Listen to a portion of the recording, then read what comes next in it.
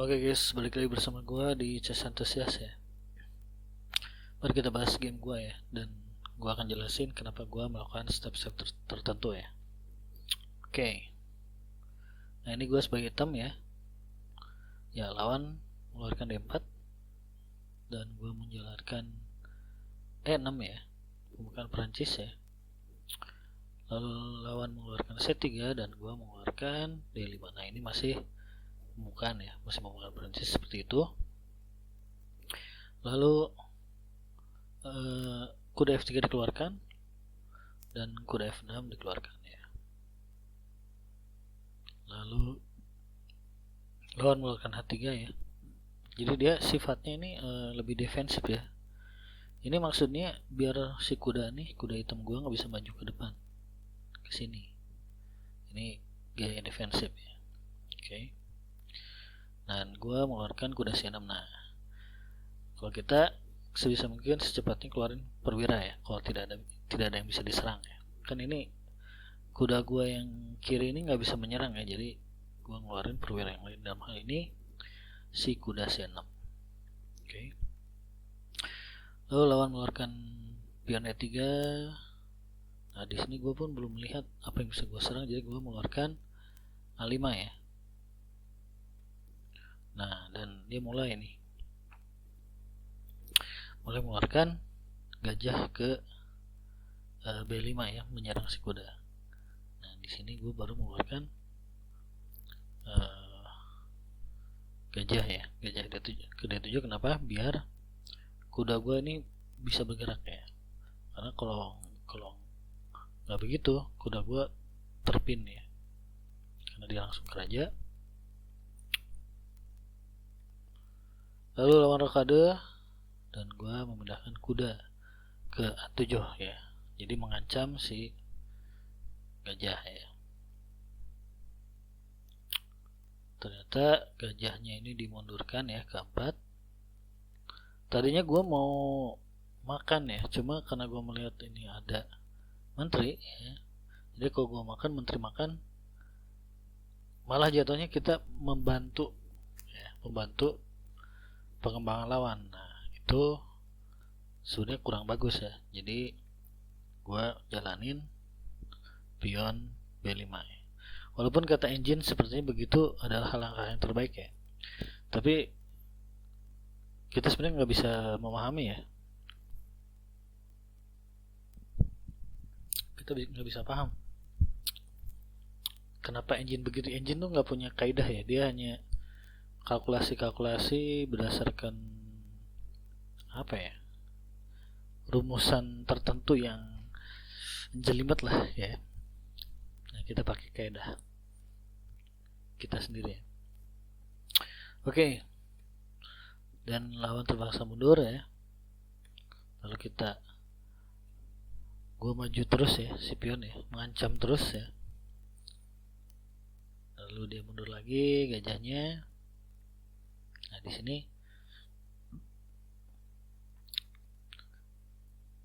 gue mau menjalankan gajah D6. Kenapa? Karena ya seperti gue bilang tadi, jika perwira tidak bisa menggerak, tidak bisa menyerang ya, ini kuda nggak bisa nyerang ya, maka kita keluarin perwira yang baru ya, yang belum bergerak. Dalam ini adalah gajah ke D6 ya. Kenapa ke D6? Karena ini adalah langkah terjauh ya, terjauh yang paling mungkin ya. Oke.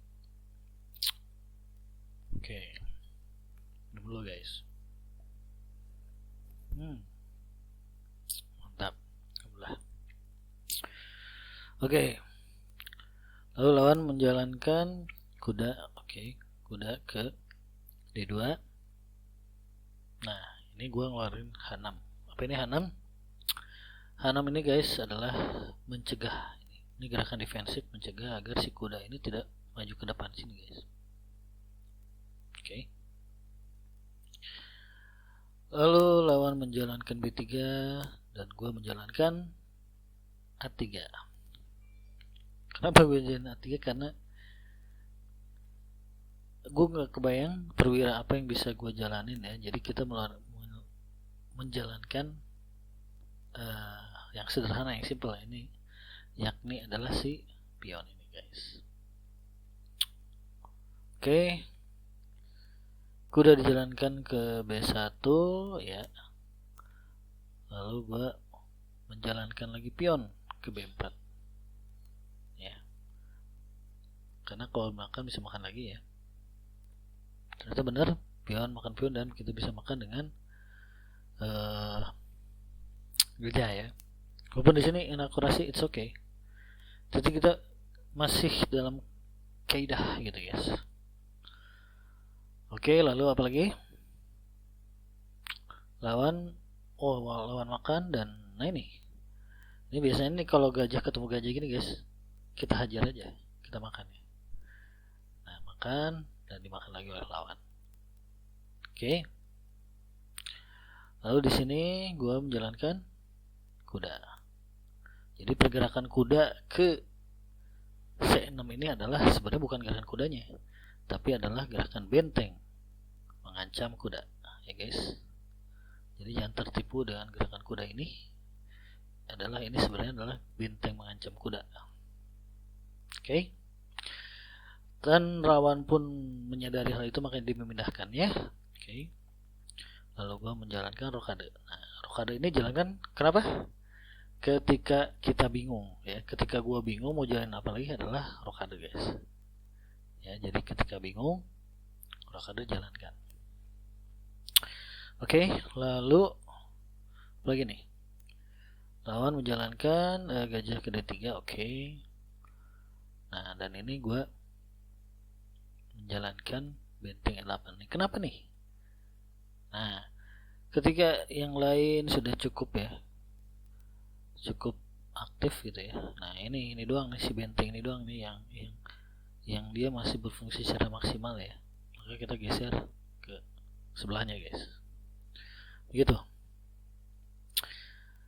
Lalu lawan menjalankan A4 dan gua menjalankan E5. Dan tujuan apa guys? Dan tujuan ini fok sini ya guys. Gua tadinya ke sini jadi bisa ngefok, tapi ternyata lawan menyadari dimakan, maka gua makan lagi dengan kuda. Dan kuda gua dimakan, dan gua makan lagi pakai benteng ya. Oke. Lalu lawan ngancam benteng gua ya, tapi ternyata itu blunder ya. Karena kenapa? Karena gua bisa makan si pion depannya ya. Pion depannya itu tidak terjaga ternyata. Oke guys. Lalu apa lagi? Ternyata benteng mengancam pertukaran. Oke. Nah, kita jangan gampang makan gitu guys. Kalau kita tidak melihat suatu benefitnya, kita jangan makan. Makanya gue pindahin ke sini, karena gue tidak melihat benefit apa yang ada gitu ya guys. Lalu si raja mengancam benteng gue, dan gue jaga si benteng dengan kuda. Namun ternyata kuda ini hanging ya. Maksudnya hanging itu tidak terkawal gitu guys. Jadi dia bisa, ini dalam wilayah ancaman si menteri lawan guys sebenarnya ini. Dan benar ternyata dimakan, dan untungnya gue dapat di sini si gajah lawan pun jadi hanging ya. Jadi gue bisa makan lagi. Ya. Jadi it's okay lah. Oke, lalu lagi. Lawan menjalankan benteng ya, yang kanan tuh ke B1 ya. Dia defense. Nah, sebenarnya defense tuh gerakan yang kurang bagus ya guys. Jadi sebisa mungkin kita nggak defense, kita serang terus. Oke. Lalu gua menjalankan apa guys? Nah, gua jalanin ini. Karena dari tadi si menteri doang yang belum gerak ya, makanya kita gerakin si menteri sekarang. Kenapa di sini? Karena gua melihat si pion ini hanging guys. Ini kalau dalam teori GM ini disebutnya weakness ya. Weakness.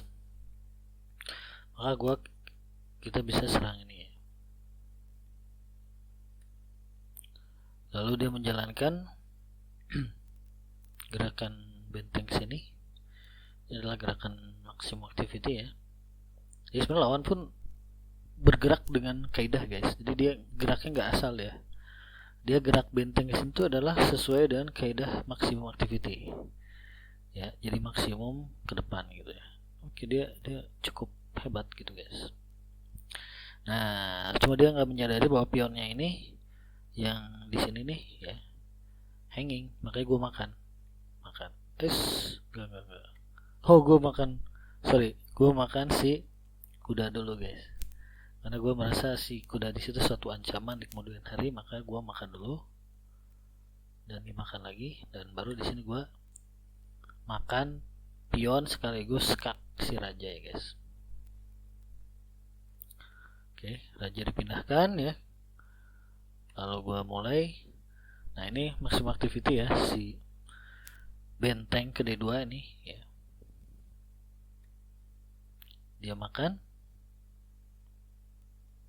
Nah, dan di sini gue skak dulu ya. Gue skak dan raja pindah, dan di sini baru gue skak mat ya. Ya begitulah guys game gue ya sebagai hitam.